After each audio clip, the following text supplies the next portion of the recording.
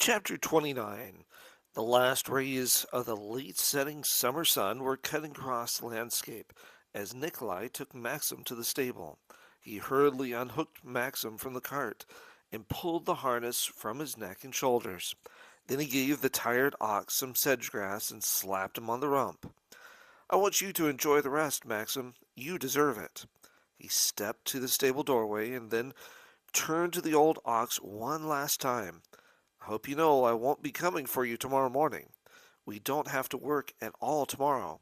We've earned a rest, both of us, and we're going to get it. Nikolai went to one of the water barrels, scooped some water out with a wooden bucket, and headed back to the barracks. It was time for a good bath. When he was dressed in the only other shirt and pair of clothes he owned, he went to the kitchen for something to eat before Pitta closed the kitchen for the night. As usual, he was late for supper, but as usual, Pitta had a bowl of borscht waiting for him. He also had a side order of Russian black bread and a rare slab of cheese. Well, this is a delicacy. Nikolai smiled as he savored a bite of the yellow cheese. Where'd you get it? Gotta be the best treat I've seen in camp yet. An old man who lives not far from here has a few reindeer he's tamed. He milks some of the does and then makes cheese. I was surprised, the cook added, cutting off a thin slice of cheese for himself.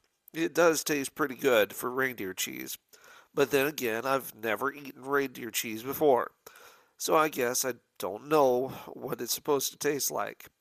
After supper, Nikolai ambled over to the warden's office to give him the news. He had managed to haul the needed water barrels for the Sabbath hours. The warden looked up from his desk in surprise. You've got 10 barrels in camp right now full of water? Yes, sir. Nikolai tried not to sound too happy.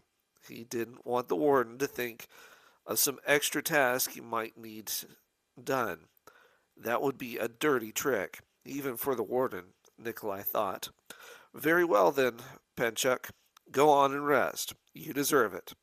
I understand you've been putting in some pretty late nights. The warden turned back to what he had been doing. Oh, and Panchuk, he added as he stared at Nikolai over the top of his horn-rimmed glasses. What was with the ox today?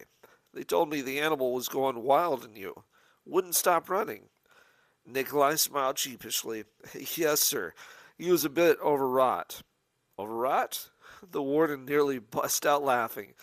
According to everyone who saw him, he was more like crazy. Yes, sir. I'd have to agree with you there. A bit crazy. I can't account for it. But he was, we'll just say God helped us get the water in. How can Nikolai explain what he really thought? That God had spooked the old ox? Or put a bug in his ear? Or given him a shot of adrenaline that had lasted all day? Perhaps he should have told the warden more about the power of God. Perhaps then it didn't matter because the warden really didn't want to know and was waving him off. And so the Sabbath began for Nikolai. He didn't flaunt his time off. Instead, he stayed inside the barracks and prayed most of the day. The other prisoners all went to their work assignments, so he had the time to himself. Even the guards left him alone. Over and over again he thanked God for the miracle performed on his behalf. God had indeed done a marvelous thing, and he had done it with a dumb ox. The whole thing reminded Nikolai of the story in the Bible where God had used a donkey to be his mouthpiece.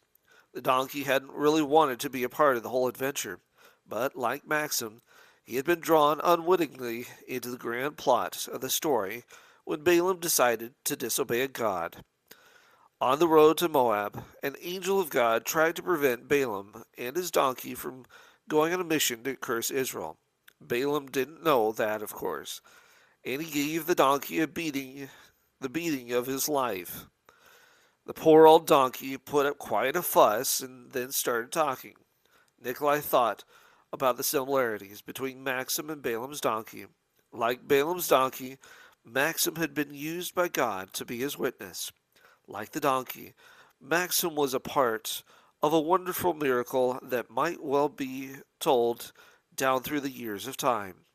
The day turned out to be a grand day for rest and relaxation for Nikolai, and he enjoyed the fruit of his labors with relish. He couldn't remember when he had felt a more complete peace, and he slept some. He deserved it, he felt, for all the nights of short sleep and for having to run behind the ox cart all day on Friday. He figured that he had run some 24 or 25 kilometers.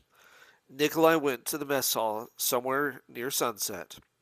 All the men had already eaten when he arrived, so Apitya let him come back into the kitchen and eat there so they could talk.